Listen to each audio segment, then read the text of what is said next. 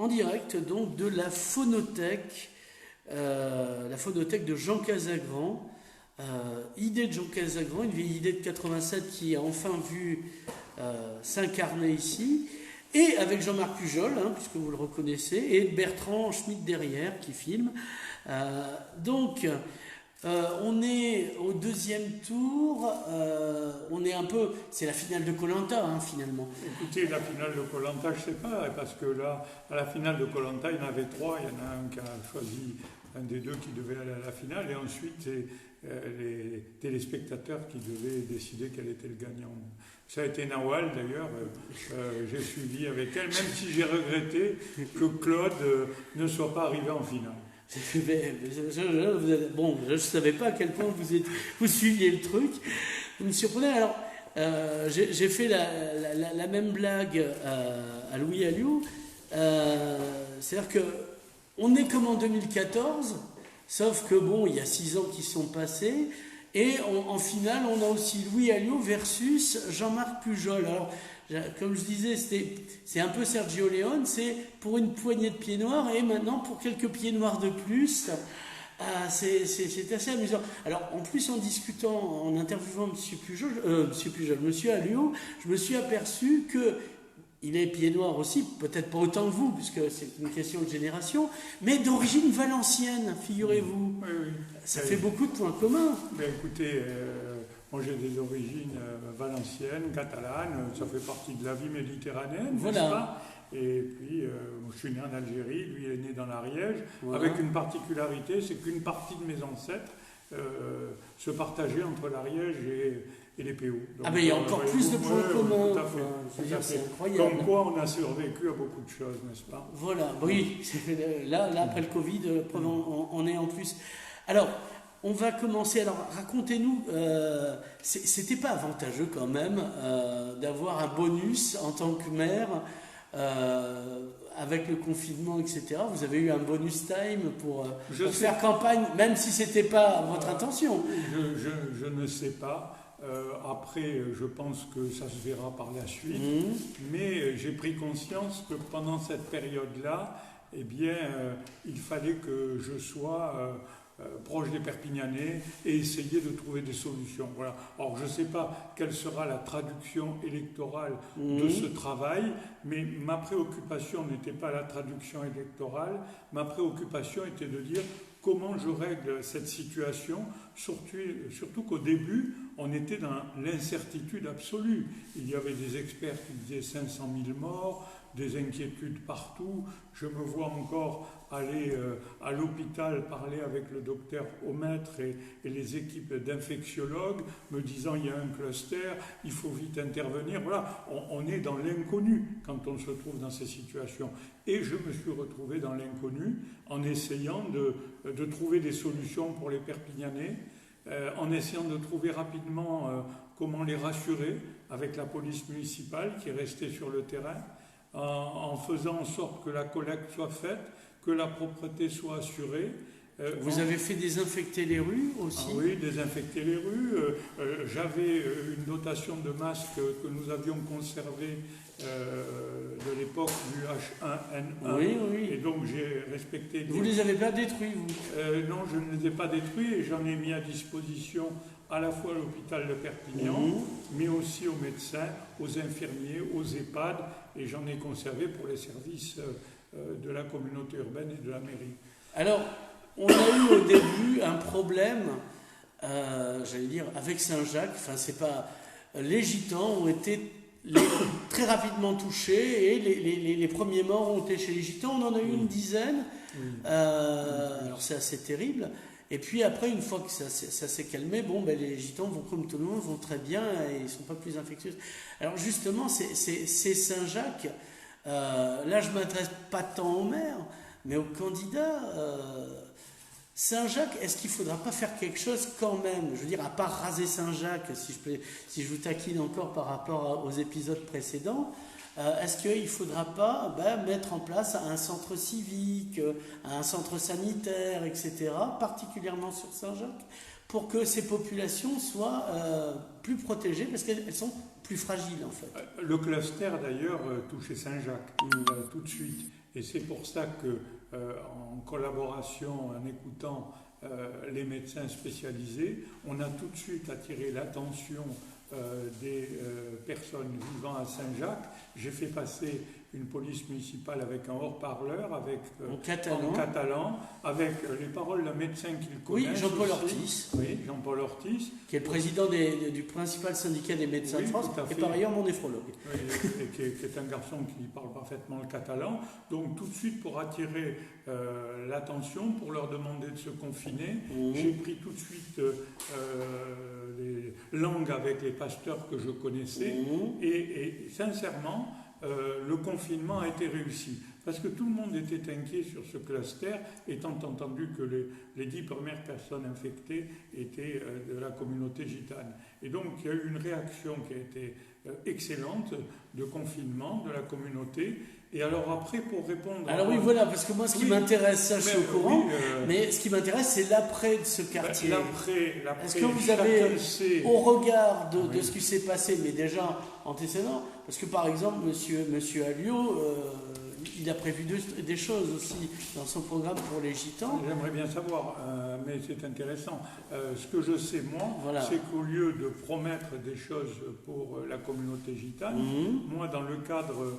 Oui, mais vous êtes déjà maire, c'est plus facile aussi. Ah oui, mais c'est plus facile. Je ne sais pas si c'est plus facile, parce qu'il n'y a pas eu des programmes de 130 millions d'euros destinés à un quartier ailleurs qu'à Perpignan. Donc je pense que j'ai identifié le sujet, qu'on a travaillé dessus, parce que ça suppose un travail de longue haleine. L'État ne vous accompagne pas sur ces sujets d'une manière accessoire. Il faut apporter des preuves. J'ai donné quelques éléments de ma volonté politique publique en ramenant la faculté de droit au pied de Saint-Jacques en cœur de ville. Voilà ce que j'ai fait. Oui, c'est d'accord, mais l'après, revenons à l'après. Le campus Mailly, comme ils ne se connaissent pas, avec les gitans, il y a des frictions. Oui, mais pas beaucoup, sincèrement, pas beaucoup. Et je pense que la vérité est de retrouver des équilibres de la société dans Saint-Jacques.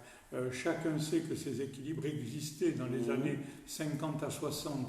Il y avait beaucoup de petits commerçants, il y avait des petits artisans, il y avait une activité partagée, la communauté gitane était présente, mais elle n'était pas majoritaire.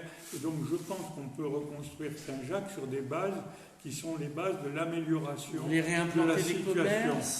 Là, vous savez, moi je ne suis pas prétentieux. Celui qui est capable de dire je vais réimplanter des commerces, je le laisse ça aux donneurs de leçons qui n'ont jamais d'ailleurs eu un commerce de leur vie. Moi ce que je dis, c'est que les conditions me paraissent être nécessaires que 3 sujets. Le logement décent. Aujourd'hui, 40% du logement à Saint-Jacques est insalubre. Bon, c'est le premier sujet. C'est ce que j'ai commencé à engager à côté de la place du Puig. Deuxièmement, la situation sanitaire.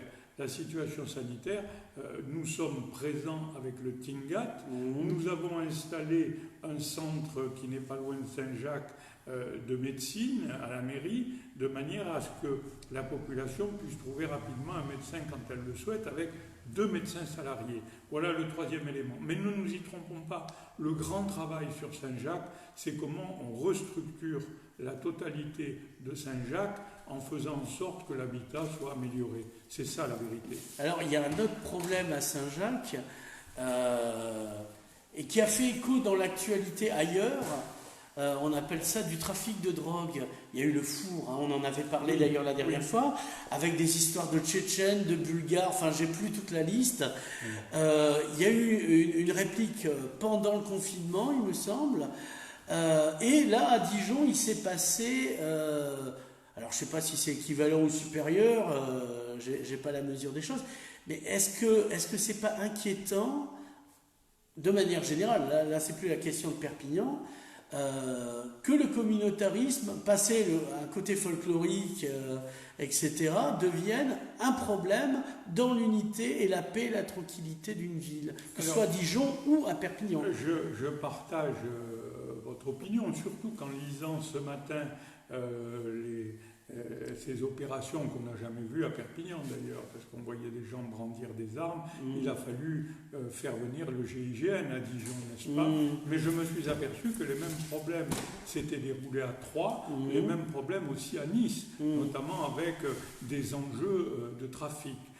Grâce à Dieu, à Perpignan, on n'est pas sur cette situation. Sauf que... On est à point. À Poun, comme on dit en enfin, vous savez, comparaison de vos paraisons, mais le procureur de la République de Grenoble vient d'expliquer il y a 35 points de deal à Grenoble, cette ville est perdue. Ce n'est pas le cas de Perpignan. On a un sujet... On en a 26, non, je vous taquine, mais... Non, on en a 2. Il y a un sujet et on se Vous nous recommandez lequel? Enfin, je plaisante. Je recommande. Ce que je dis, c'est que dans ma proposition, notamment de renouvellement urbain, le lieu concerné, c'est-à-dire l'immeuble Bétriu, ne l'oublions pas, il y avait un commissariat de la police nationale qui a été retiré par M. Macron. Enfin, la police nationale est partie et j'ai tout de suite dit dans le plan de rénovation urbaine, avec l'accord de tout le monde, nous détruirons ce bâtiment et avant, il faut bien sûr reloger les personnes qui se trouvent à cet endroit-là. Non, parce que on a une expérience.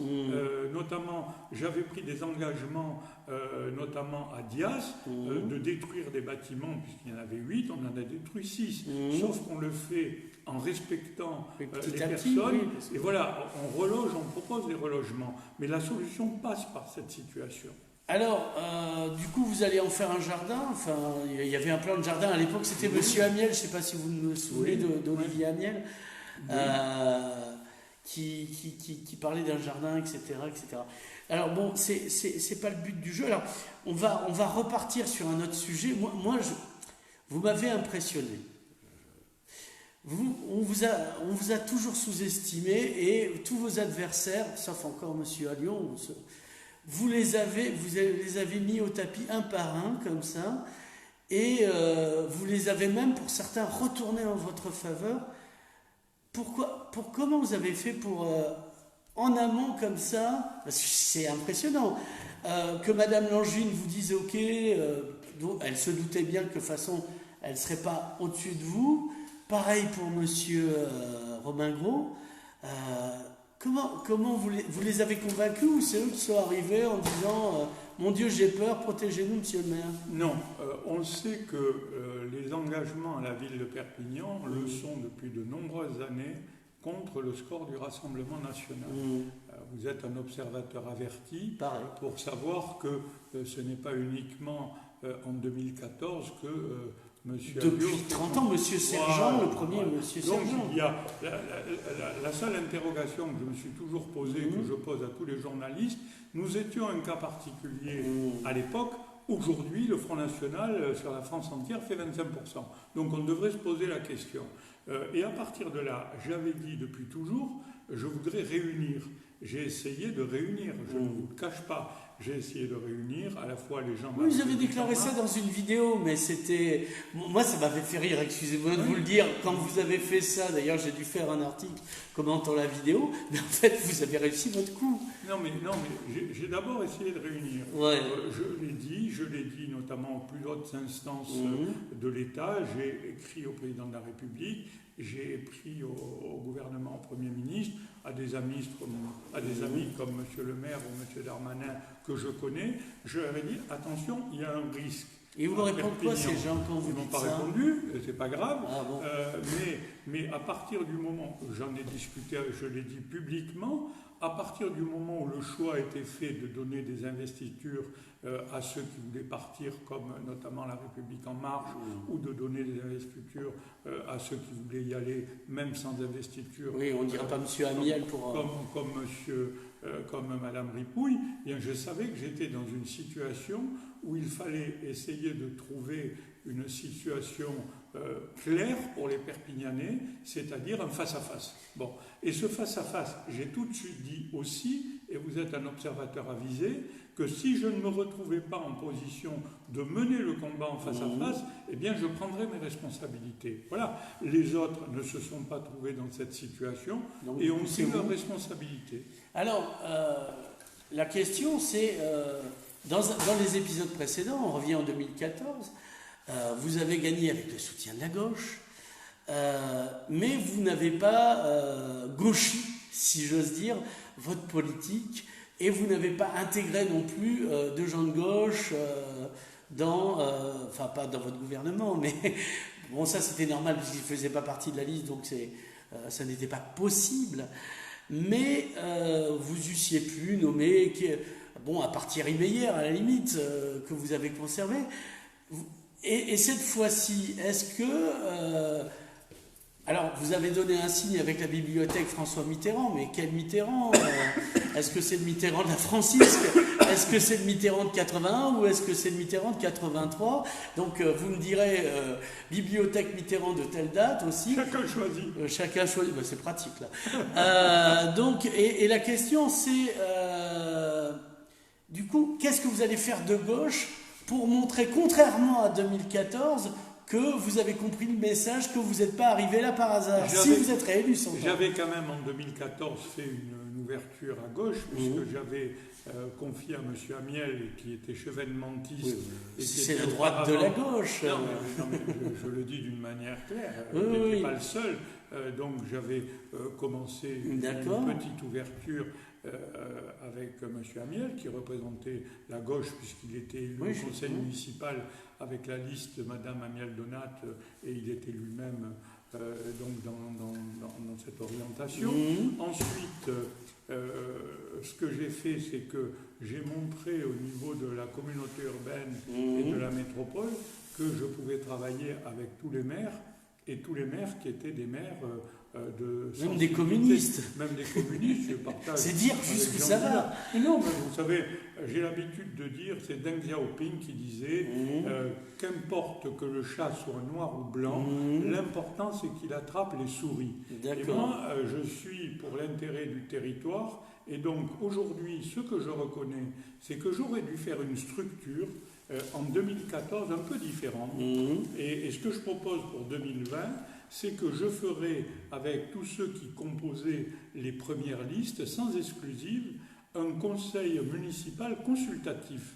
Parce que je m'aperçois que le débat est constructif. Vous laissez influencer par Caroline Forgue et l'alternative, vous faites des choses axées aux citoyens. Mais quand Caroline Forgue dit quelque chose d'intelligent, je suis d'accord avec ce qu'elle dit. D'accord. Je crois que l'intelligence du comportement devant la complexité de la gestion d'une ville, c'est d'essayer de trouver les équilibres dans toutes les opinions et dans toutes les propositions. Et ça, je dois le reconnaître, que comme le Rassemblement national n'a rien fait comme d'habitude, eh bien, je pense que j'aurais dû faire un conseil consultatif communal et que cette fois-ci, je le ferai. De manière à, avant chaque conseil municipal, avoir des opinions différentes, divergentes et souvent constructives. Alors, c'est pas pour défendre le Rassemblement national, mais bon... du coup, on va parler député. Le député, parce que je vous ai lu, M. Pujol, vous dites, il n'a rien fait. M. Alliot n'a rien fait en tant que député, mais il n'est pas représentant de la circonscription. Il est représentant de la nation. Donc, et donc, à ce titre, il peut voir ses électeurs, mais voilà. Et Dezio, monsieur Romain Gros, le regretté Romain Gros, n'a pas fait plus, Madame Gate, etc. Parce que tous les députés sont plus ou moins reliés à Perpignan, il me semble. Je regrette quand on regarde... Non, je pose la question. Non, mais voilà, on quand discute, je regarde le travail, notamment qui est publié, que tout le monde peut voir, sur ce qui a été proposé par les députés, on s'aperçoit que M. Gros ou que Mme Gate ont fait des propositions, rejetées ou pas d'amendements, se sont intégrés dans des commissions importantes, M. Gros les finances, et ont essayé d'apporter à Perpignan, notamment, j'ai en tête la signature du contrat de Cahors que j'ai faite avec le chef du gouvernement, M. Édouard Philippe. M. Gros a contribué à ce que nous soyons, nous, identifiés comme les signataires du contrat de Cahors. Bien. En revanche, ce que je dis toujours concernant M. Alliot, ce que j'attends, même s'il n'a pas la majorité au Parlement, j'attends des propositions concrètes sur le territoire. D'accord. C'est-à-dire que je suis aujourd'hui à jeun d'une proposition concrète sur le territoire, mais pas seulement à Perpignan. Il faut regarder qu'il a dans sa circonscription une autre communauté d'agglomération. Il est-il allé une seule fois? Ça, je sais pas, je sais pas Oui, si mais moi, secrétaire. on peut lui poser les questions. Il y avait des propositions à faire aussi ailleurs qu'à Perpignan, puisqu'il est député jusqu'aux confins de l'Aude. Qu'est-ce qu'il a fait comme proposition? Qu'est-ce qu'il a réglé comme sujet à Toreil, au Barcarès, à Sainte-Marie et autres? C'est ça que je dis, c'est une question de travail. Je sais qu'il n'a pas la majorité, donc c'est pas sur ce sujet-là. Il n'a pas de groupe, il n'y a pas de groupe à l'Assemblée nationale. C'est pas sur ce sujet-là, c'est sur le sujet de l'implication sur le territoire. Quand on est député, on peut s'impliquer sur le territoire. Voilà, enfin c'était plus facile pour M. Gros, d'autant qu'il est l'ami du président. Enfin, bon, c'est pas ça le sujet, on s'en fout, on va passer à la suite. Alors, la dernière fois qu'on s'est vu, enfin l'avant-dernière fois qu'on s'est vu, c'est-à-dire la première fois que j'ai eu l'occasion de vous interviewer, j'ai été frustré. Oui, j'ai été frustré, M. Pujol, parce que moi j'aime bien parler de culture et j'ai pas eu l'occasion de vous... Donc aujourd'hui, papier stylo, c'est l'interrogation culture. Alors, on est dans ce lieu, donc la phonothèque. Parlez-nous déjà de la phonothèque, on va commencer par là. Pourquoi une phonothèque? Pourquoi que maintenant, en fait? Puisque vous aviez toujours sous la main le nom Jean Casagran. C'est un sujet porté par Jean Casagran depuis plusieurs années, plus de 15 ans d'ailleurs. Plus de 15 87 ans. En fait. Plus de 15 ans. Voilà. Donc, voyez et à partir de là, j'étais attentif à sa proposition, mais on était avec des priorités qui étaient des priorités notamment sur le FID, notamment sur l'activité très très forte qu'il a. Dans le Festival international du disque, qui a lieu 3e semaine de septembre, 4e. Et de la bande dessinée. Voilà.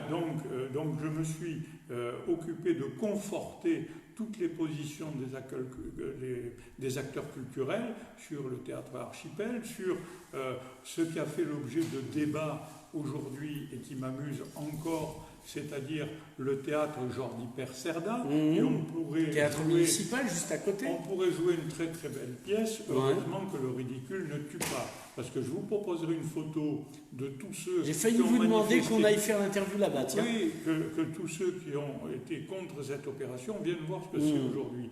Et dans les propositions qui étaient celles de la phonothèque, avec notamment le stock, l'expérience de Jean Casagran, eh bien nous avons eu l'opportunité de trouver ce lieu, et je lui ai tout de suite dit, à partir du moment où on en a eu la disposition, écoute Jean, c'est à cet endroit-là qu'on peut développer cette phonothèque et cette opération. Alors, c'est bien qu'il y ait ce lieu, donc qui, alors je le rappelle, sera un lieu où il y aura la conservation de toutes les créations musicales locales des années 30, des années 20 même, il me semble, jusqu'à nos jours. Là, on a déjà parlé, vous êtes aperçu qu'il y a eu le Covid, il y a eu du confinement, et les intermittents du spectacle ont été un peu à la ramasse. Suppression de festivals. À Carcassonne, ils ont maintenu les activités culturelles et notamment musicales, mais pas dans le cadre d'un grand festival. Ils ont mis beaucoup d'argent, ce qui permet aux intermittents de vivre. Ici, les jeudis de Perpignan, vous les avez, semble-t-il, supprimés. On ne pouvait pas les assurer. Non, mais je ne vous juge pas. Ouais. Est-ce que, à l'instar, vous avez... alors c'était le Camposanto, les nuits au Camposanto, enfin, bon, bref, il n'y a plus de festival temporairement. Est-ce que, en remplacement, vous allez investir dans les musiciens d'ici pour les faire jouer? Oui, nous avons. Pour qu'ils ne meurent pas de faim. Compte tenu. Là, vous avez dans le dos, attention, vous avez cavale dans le dos. Compte tenu des contraintes sanitaires aujourd'hui qui nous ont empêchés de faire, par exemple, des festivals comme les Déferlantes, comme le Live au Campo, comme les Jeudis de Perpignan, j'ai quand même essayé de maintenir dans tous les cas de figure ce qui pouvait être fait. Je me suis battu pour Visa et nous avons aujourd'hui, avec les conditions sanitaires nouvelles, mettre en place des animations culturelles et une animation de la ville. On est en train de travailler avec des petits groupes locaux. Parce qu'à l'heure où je vous parle, on n'était pas encore sûr que des groupes locaux espagnols puissent venir. D'accord. Voilà l'incertitude. Des groupes locaux espagnols, ils ne sont pas locaux s'ils sont espagnols. Si, espagnols ou catalans, mais parce que par exemple, en discutant avec Thierry Meyer de Boîte à Clous, il m'a expliqué que sur les jeudis de Perpignan, il y avait beaucoup de compagnies théâtrales qui venaient de l'autre côté de la frontière. Bon, voilà, donc Pourquoi pas des groupes d'ici? Non, mais le circuit court. Non, mais il y a aussi des groupes d'ici. Ah, rassurez-moi, mais à combien de pourcents? Ah non, mais écoutez, c'est pas les Français veulent savoir, comme dit Bourdin. Oui, mais c'est pas moi qui fais la programmation. Ah d'accord, donc j'appellerai Thierry Meyer. Non, ce que je fais, c'est qu'on essaie de trouver des solutions en privilégiant les groupes locaux. Et d'ailleurs, quand vous voyez sur le théâtre Jordi Percerda que j'ai ouvert aux groupes locaux sans coût, depuis son ouverture. Donc récemment? Oui, on a fait d'ailleurs... Qui c'est qui est passé? Écoutez, il y a eu une résidence d'artistes, dont je ne me souviens pas du nom, mais on l'a ouvert et on a mis à disposition gracieusement. C'est-à-dire que... Parce qu'avant c'était 2000 €, c'était un peu cher. Alors que la promesse était théâtre de l'archipel pour les grosses compagnies, et théâtre municipal pour les locaux. Eh bien, je le fais pour les locaux et on a même exonéré de coûts les associations. Uniquement, on leur demande de payer les agents de sécurité, mais il y en a un ou deux, pas plus, ça fait 300-350 € à peu près, avec notamment un théâtre norme dans d'excellentes conditions. Donc ça aussi, c'est un signe de mon action et de mon implication dans le domaine culturel.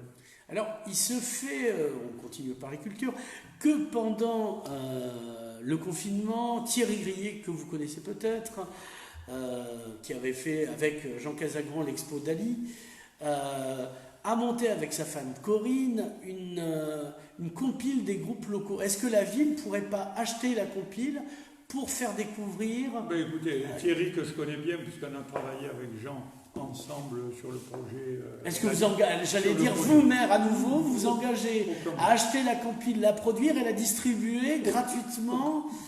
Aucun problème. Voilà. On n'est pas venu pour rien. Mon action sur le territoire. D'accord. Je l'ai dit depuis toujours.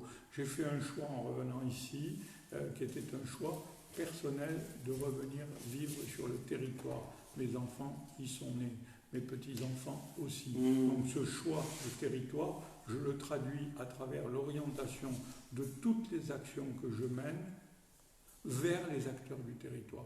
Et ça, sur tous les sujets. Sur tous les sujets. Vous savez, le conservatoire, c'est pas accessoire, le conservatoire, c'est 12 millions d'euros. Il y a beaucoup de villes ou de communautés urbaines qui auraient dit, oh, c'est trop cher. Nous avons un conservatoire. Pourquoi? Parce qu'il y a des talents locaux. Quand on fait un théâtre aussi important que lui du théâtre à l'archipel, on est dans le domaine culturel. Quand on est à côté du théâtre à complicité, du théâtre à la rencontre, on est dans la proximité. Et donc moi, mon orientation, c'est d'être sur les acteurs du territoire en permanence. Alors, tant qu'on y est, on est toujours sur la culture. On va parler de culture catalane, donc de langue catalane. Est-ce que vous croyez qu'on est vraiment au niveau ou il y a juste un traitement? Moi, j'ai l'impression, le traitement est juste folklorique pour... on ne met pas assez en valeur les auteurs qui sont en catalan et on ne les cherche pas. On a beaucoup d'écoles et il y aurait peut-être moyen de mettre un concours comme ça pour trouver les jeunes talents en français et en catalan. Donc là, tant que je vous ai, vous, prochain maire peut-être, est-ce que vous mettriez, vous investiriez pour trouver les nouveaux talents de demain? Alors, je n'ai pas l'habitude d'être hypocrite sur tous ces sujets-là. Vous ne survivrez pas en politique. Mon analyse, je le sais, c'est pas grave. Mon analyse, M. Cotteville, est la suivante.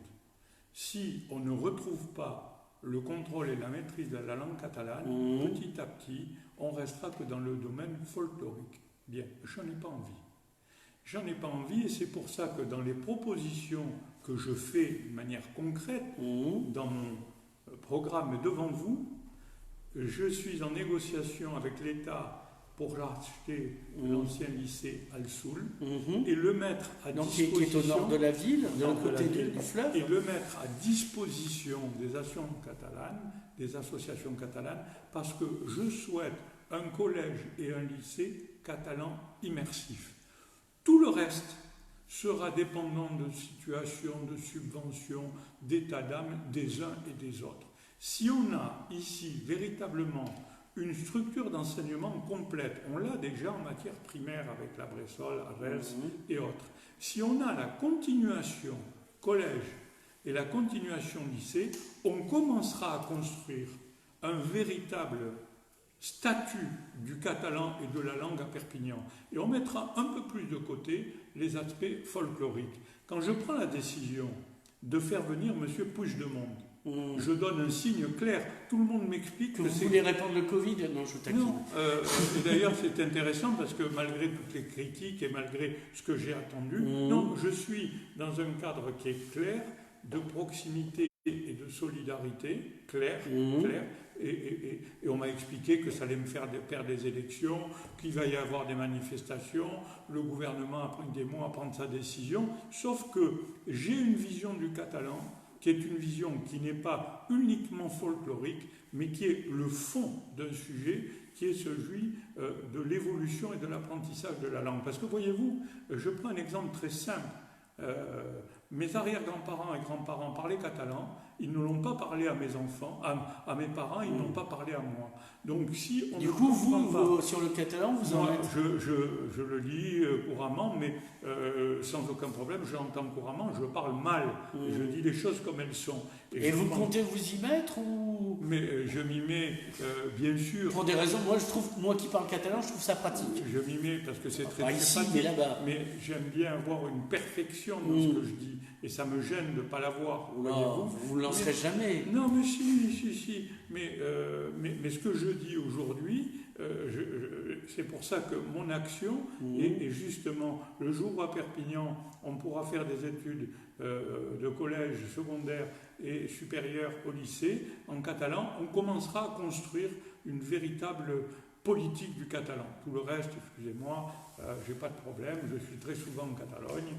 Si on doit se préoccuper de la Catalogne uniquement pour savoir ce qu'on fait à Figueras quand on va acheter quelque chose ou aller à la plage à Rosas, entre nous, c'est pas du tout mon option. Mon option est de trouver ici une véritable filière linguistique sur le catalan. Alors, historiquement, ce n'était pas votre cas, vous avez vachement évolué, vous avez fait une sorte de chemin de Damas, il me semble, par rapport au catalan. Avant, vous alliez plus souvent à Madrid. Non. C'est une belle ville, attention. Jamais. En fait, mon histoire professionnelle est une histoire où j'ai ouvert immédiatement mon cabinet d'avocat ici sur la Catalogne et la région de Valencia. Donc je suis vécu un peu comme quelqu'un qui a développé les implantations d'entreprises espagnoles en France, parce qu'il y avait le groupe Pascual Hermanos qui était coté en bourse. Mais j'ai conduit les implantations d'Anecop, j'ai conduit les implantations de Padrosa, qui est une société catalane, d'Aosa.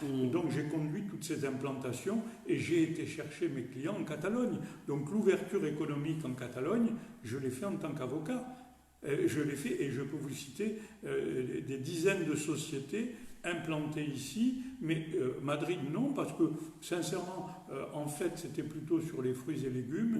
Et en matière de fruits et légumes, ce sont les régions de Valencia, de Huelva, qui sont aujourd'hui apporteuses de fruits et légumes. Donc j'ai surtout travaillé dans la région catalane, parce qu'au début, c'était des groupes qui s'implantaient en France, notamment AOSA, qui fabrique des petits engins de chantier, qui est une très très grande société, Padrosa, qui est installée à Figueras notamment, et qui est une société d'entreprise de transport. Donc j'avais beaucoup de clients catalans, et j'ai beaucoup développé cette attractivité de notre territoire avec la Catalogne. Alors parlant de ça, on va arriver au marché Saint-Charles. Oui.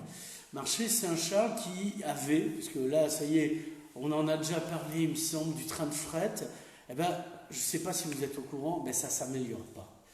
Le train de fret, il n'y en a plus, il commence à envoyer à la case des frigorifiques.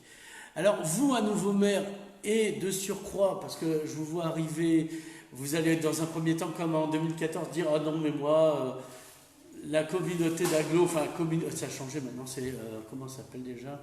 La communauté urbaine. La communauté urbaine, j'en veux pas. Et puis pour séparer Monsieur Gros, de Monsieur Calvé, vous allez vous sacrifier et finalement retourner à la présidence de l'agglomération, enfin de la communauté urbaine.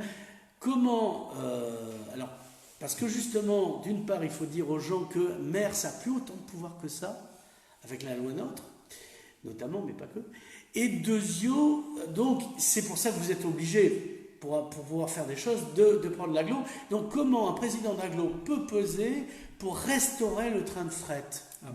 Alors, il y a deux options. Soit je vous raconte des histoires, ça peut être intéressant. Moi je suis un enfant, raconter. Moi aussi. Donc on partage notamment un livre d'enfant entre nous, et donc je vous raconte ce que les gens ont envie d'entendre, ou je vous dis la vérité. Alors, voilà. La vérité, elle est simple. Je dirais à mes amis cheminots. Non, mais la vérité, elle est simple. Je suis président de Perpignan-Saint-Charles Container. Transport, très bien. C'est-à-dire qu'on doit s'occuper. Il y a un truc, je me disais qu'il y avait un truc. Non, très bien. Bon, on y investit 40 millions d'euros, on a perdu 1 million d'euros par an, et ça ne fonctionne pas.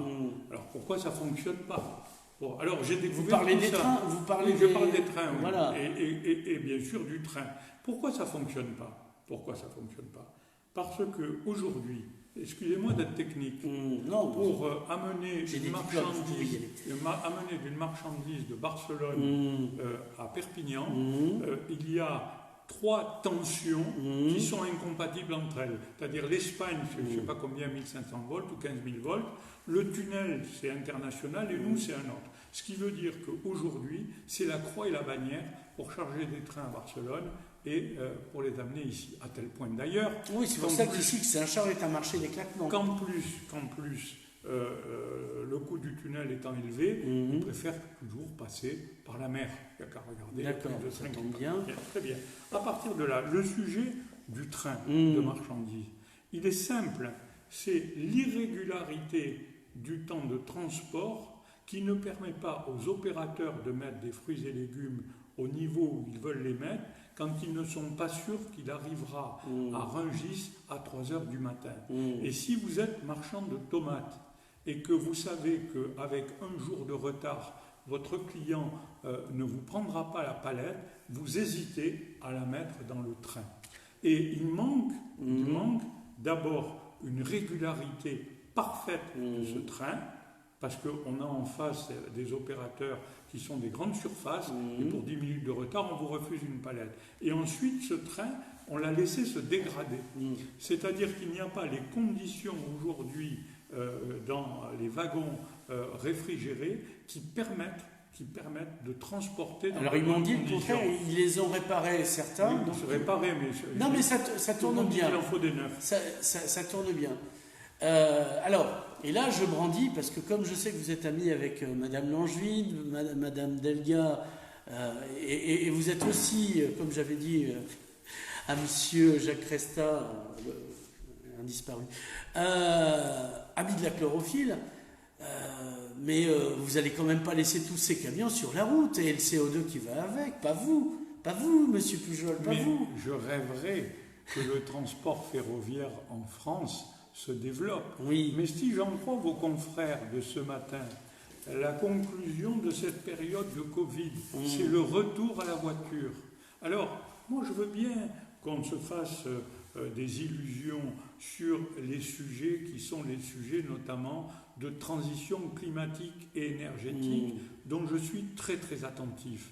Mais si on veut privilégier le train, il faut que le train puisse desservir avec une régularité absolue le territoire. Il n'y a que comme ça, parce que le sujet aujourd'hui, c'est la desserte sécurisée du territoire. Et aujourd'hui, on a besoin sur ce sujet-là, et d'ailleurs tout le monde en parle, d'avoir une tranquillité en matière d'horaire et une sécurité en matière d'horaire. Je dis bien pour le transport de marchandises et de produits frais, puisque nous ici on a des produits frais. Il est évident que si vous nous on pourrait vivre tout seul là, si j'ose dire, entre le vent, le soleil. Si vous voulez livrer du marbre, vous pouvez avoir 15 heures de retard, c'est pas un problème. Oui, le marbre ne sera pas frais. Si vous voulez livrer des produits frais comme ici, vous ne pouvez pas avoir de retard. Alors, est-ce que... donc je vous ai vu vous balader avec Carole Delga. Oui. Est-ce que... Alors, Moi, je m'inquiète pour votre image. Je veux dire, je vous ai toujours connu centre droit, Tout à fait. et vous Mais affichez il n'a avec pas des... changé. Oui, mais alors c'est elles qui sont de droite, Madame Malherbe, que j'ai vu me balader Est-ce qu'ils avec sont vous. de droite Bon, les socialistes, on a toujours su depuis 83 qu'ils étaient de droite. Ou est-ce mais... qu'ils sont de bon sens? Ah, mais je sais pas, moi je me demande, est-ce que c'est pas mauvais pour votre image de vous afficher avec des gauchistes comme Non. ça? Non, je crois qu'aujourd'hui, l'enjeu c'est quand même Perpignan. Au-delà. De toute manière, partis. mais. Non, l'enjeu, il n'est pas accessoire. L'enjeu, pour M. Alliot, c'est un marchepied. Pour moi, c'est une terre enracinée. C'est tout à fait la différence. Vous lui reprochez d'être trop ariégeois pour la ville? Pas du tout. Il a une vie parisienne. C'est l'ariégeophobie. Complètement. Vous savez, Madame Delga du Comminges, donc ça ne pose pas de problème, c'est pas loin de l'Ariège. Ce que je veux dire, ce sont des choix différents. Moi, j'ai fait le choix de venir ici, de m'y enraciner. C'est un choix personnel. Et pourquoi vous pensez que M. Alliot n'a pas fait ce même choix? Mais je pense qu'il ne l'a pas fait parce qu'il s'est présenté. Vous avez des indices, je veux dire. 17 fois des élections partout, qu'il est permanent du Front National depuis l'âge de 25 ans. Je respecte, c'est un politicien professionnel. Sa proximité avec la famille Le Pen lui a permis d'avoir tous les plateaux de télévision ouverts. C'est quelque chose que je respecte profondément. Mais je dis, la différence entre nous deux se pose sur l'aspect qui est, pour Perpignan, lui c'est un marchepied, moi c'est un enracinement. Alors, on va revenir sur d'autres sujets, on va continuer à balayer large. L'agglo, l'enjeu de l'agglo. Alors, qu'est-ce que vous allez en faire de cette histoire? Parce que je vous en avais parlé, c'était la dernière fois, j'étais inquiet en fait. Je suis un garçon un peu inquiet, j'ai l'impression d'être le lièvre dans son terrier de La Fontaine. Et je songeais, ainsi que le lièvre, on avait dit, il y a Cassagne, même le petit village, pas la place, hein. Il y a le Barcarès, il y a Estagel. Est-ce que vous, président d'Agglo, vous ne penseriez pas qu'il y aurait un remembrement de l'Agglo à faire pour de l'efficacité et pas cette archipélisation, si j'ose dire, de la commune? Parce qu'il n'y a pas de cohérence. C'est pas de votre faute, c'était M. Aguy qui en son temps avait voulu être conseiller, président d'un département et de la plaine. Non, moi, alors, c'est vrai que le lièvre et la tortue, moi je vais faire la tortue là-dessus. Pour moi, l'enjeu, c'est un enjeu territorial. Et puis, je suis passionné d'histoire-géographie, et donc je considère aujourd'hui que l'enjeu géographique est très important, pour deux raisons. La richesse est autour de Perpignan, c'est clair. 74% des recettes de la communauté urbaine, c'est Perpignan. Bien. Peut-on abandonner les territoires excentrés comme Cassagne, comme Montnay ou autres? On peut les organiser avec d'autres proximités. Oui, mais justement... Sans Perpignan. Et donc, non, on ne peut pas, parce que la puissance financière, elle est là. À Perpignan, on concentre 80% de l'emploi de l'ensemble du département. Ce qui veut dire qu'aujourd'hui, territoire. Et c'est vrai que le Covid a donné peut-être une impulsion différente, parce qu'on était sur des axes, il faut tout regrouper, et puis on commence à s'apercevoir que, en définitive, même si vous habitez dans un endroit un peu éloigné, mais que vous pouvez avoir accès, par exemple, à des transports en commun, que l'endroit où vous avez la fibre qui vous permet de télétravailler, et bien que c'est peut-être plus intéressant de travailler en périphérie d'une ville, dans une campagne, que dans un cœur de ville. Donc je pense qu'il y a des choses qui sont en train de se réaliser aujourd'hui, et ma vision est une vision du territoire. Elle est une vision du territoire parce que les stations balnéaires ont des recettes fiscales qui leur permettent de se développer sans aucun problème, la ville de Perpignan aussi, la première couronne aussi, mais après c'est plus compliqué. Et je considère que s'il n'y a pas une solidarité sur le territoire par rapport à la ville et à la puissance économique, bien ce territoire soit abandonné. Et je n'ai pas envie d'abandonner ce territoire. Comme je l'ai dit, je suis enraciné dans ce territoire je passe du temps, que ce soit à la mer, que ce soit à la montagne, que ce soit à Bagnous, que ce soit à Sansa, que ce soit partout. Donc je suis enraciné. Oui, parce que les mauvaises langues disaient que vous étiez à Marrakech. Oui, mais c'est pas gênant, n'est-ce pas, que les mauvaises langues disent ce qu'elles veulent. Un jour, je ferai une publication et je vous invite, je vous donnerai mes passeports. Oui. Comme ça, vous pourrez voir les tampons. Voilà, vous pourrez voir d'une manière très très claire. C'est vrai que maintenant, c'est quasiment oublié, puisqu'il y a plus de 8 mois que je n'y suis pas allé. Mais bon, ça fait partie de la légende, mais c'est assez agréable aussi, n'est-ce pas? Oui, de vous voir comme ça, maire de Marrakech, tout ça. Et je pense que tout le monde rêvait que je sois confiné à Marrakech pour plus jamais revenir, n'est-ce pas? Mais bon, non. Tout le monde, je ne sais pas, certains sûrement. Alors, de quoi qu'on n'a pas parlé avant de terminer, dont on pourrait parler.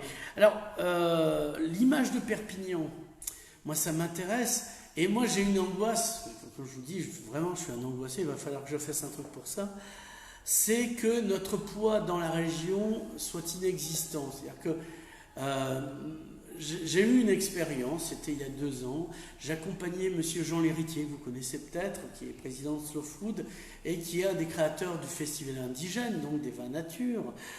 Que j'ai soutenu contre la vie de beaucoup de monde. Alors, ça, oui, c'est vrai.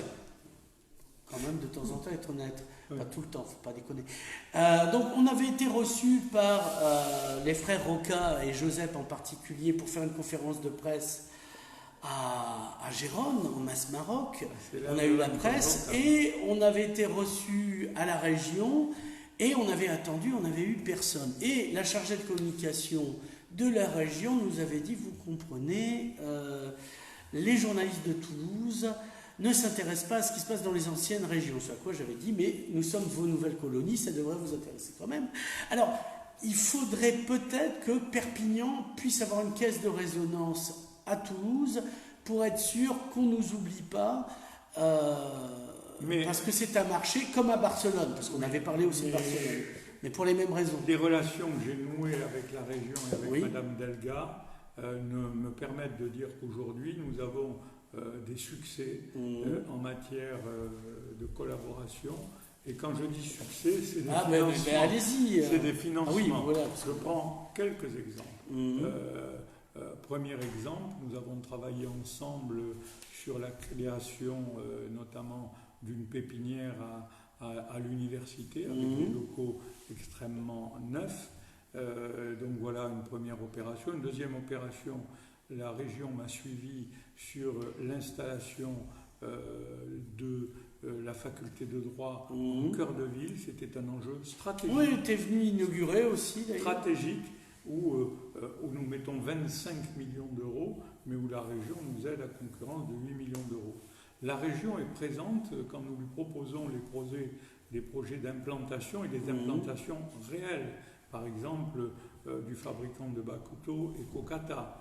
La région est présente quand nous travaillons sur l'installation de Computa Center avec 80 personnes employées aujourd'hui et 200 à terme. La région est présente sur tous les investissements en matière économique liés aux entreprises, puisqu'elle participe avec nous sur le financement et l'aide à l'achat des bâtiments destinés à l'industrie. Du coup, vous allez voter Delga aux prochaines élections ou Belloubet parce que... Non, mais ce que je peux vous dire, c'est que Madame Delga est quelqu'un de compétente et quelqu'un qui s'intéresse à l'Occitanie et qui s'intéresse à Perpignan. Je me félicite qu'elle soit présidente. Et bien sûr, cette présidence-là, c'est une présidence d'intérêt général. Et si tous les hommes politiques de ce département ou de cette région étaient dans la logique de Madame Delga, c'est-à-dire qu'elle voit l'économie, la réussite du territoire avant l'appartenance politique, ça irait peut-être mieux en France. C'est quasiment une déclaration d'amour. Vous allez prendre votre carte au Parti Socialiste? Non, mais ça n'a rien à voir. Je pose la question. Vous savez, quand je m'occupais de pêche sous-marine, vous savez, mon vice-président, qui était mon meilleur ami, il était permanent du Parti communiste. Mon trésorier, il était permanent du PS. Mais moi, je mets de côté... Moi, je vous ai toujours soupçonné d'anticommunisme primaire. Non, mais bien sûr, c'était le combat de c'est pas Avant la chute du mur, je veux dire. Voilà, mais je le dis d'une manière non, claire. un communiste serait à terre, vous lui tendriez la main. J'ai été rejoint par tous les anciens socialistes et communistes. Il n'y a qu'à regarder Le passé d'une illusion et les livres de M. Courtois, qui étaient tous des communistes. Aujourd'hui, ils ont considéré que ceux qui étaient anticommunistes à l'époque, où c'était difficile d'ailleurs, où on était insulté à l'époque. Vous savez, quand je suis venu au conseil municipal de la ville de Perpignan, avec notamment Le Pins sur Valéza et sur la liberté en Pologne, bon, on me l'a fait retirer, hein. Oui, et oui, parce que les sectaires, ils sont de partout. Moi, c'était un engagement, bien sûr, comme mon père s'est engagé contre un totalitarisme qui s'appelait le nazisme. Moi, je me suis engagé intellectuellement contre un totalitarisme aussi. Aujourd'hui, les gens en reviennent, on voit que c'est un peu différent, il y a des analyses un peu différentes, n'est-ce pas ? Donc, on va passer à un autre sujet. Alors, je ne sais pas quelle heure il est, donc je ne me rends pas compte. J'ai 10 minutes. Parfait. J'ai une réunion à 19h. Ok. Donc, là, on a fait le tour, mais je voulais vous indiquer un truc. Alors, moi, je me dis, je veux que Jean-Marc Pujol réussisse son implantation de l'université. Il se trouve que je vis dans le quartier. Tant mieux. Non, tant mieux. Non, Jean-Marc, non, pas tant mieux. Justement, je suis très triste. Je me dis, est-ce qu'il est au courant que ça ne sera pas possible de faire venir des jeunes tant qu'il y aura de la délinquance dans le quartier et du trafic de drogue. Pendant au moins 2 mois, j'ai subi une bande de loulous qui se défonçaient au peroxyde d'azote en faisant du bruit et qui, le couvre-feu, alors... ils n'en avaient rien à foutre et jamais ils ont été dérangés. Alors, et je vous rajouterai ceci, quand des voisins appelaient pour dire, pour se plaindre, on leur disait oui, on les voit à la caméra, mais on n'a pas d'effectif. Non. Votre université, elle ne pourra pas tourner tant que vous aurez ce genre de problème. Vous abordez le sujet aujourd'hui.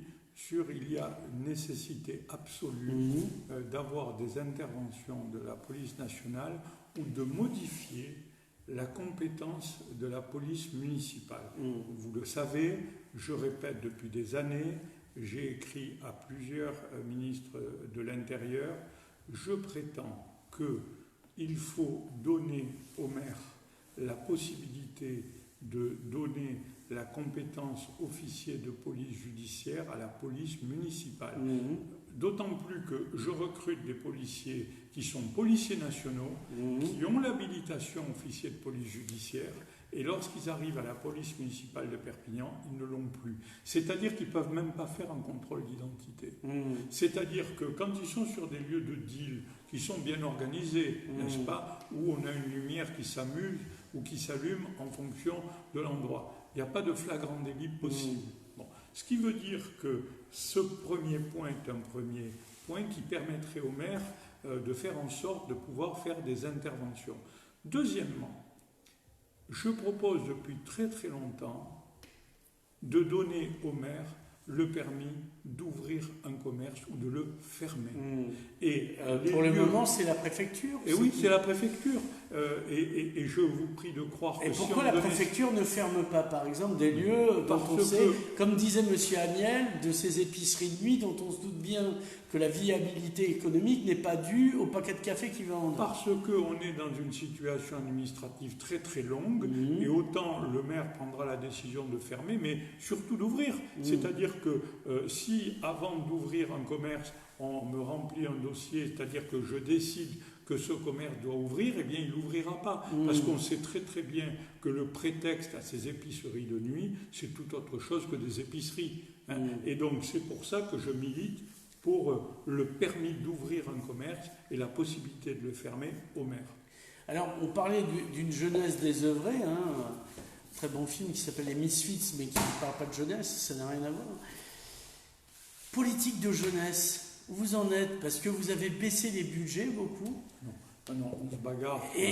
Non, mais au-delà du budget, parce qu'on ne va pas parler argent, c'est un peu pénible. Est-ce que vous avez une vision? Qu'est-ce que c'est qu'une politique de jeunesse? C'est des espaces adolescents jeunesse c'est-à-dire, que nous avons dans tous les quartiers, avec une direction jeunesse. La réalité aujourd'hui, c'est que j'ai des services extrêmement compétents dans tous les quartiers. Nous sommes d'ailleurs seuls dans les quartiers. Il n'y a personne d'autre, n'est-ce pas, que ce soit Auvergnat, ailleurs, personne. Il n'y a que la ville. Oui, il y a peut-être que la ville qui a ses compétences.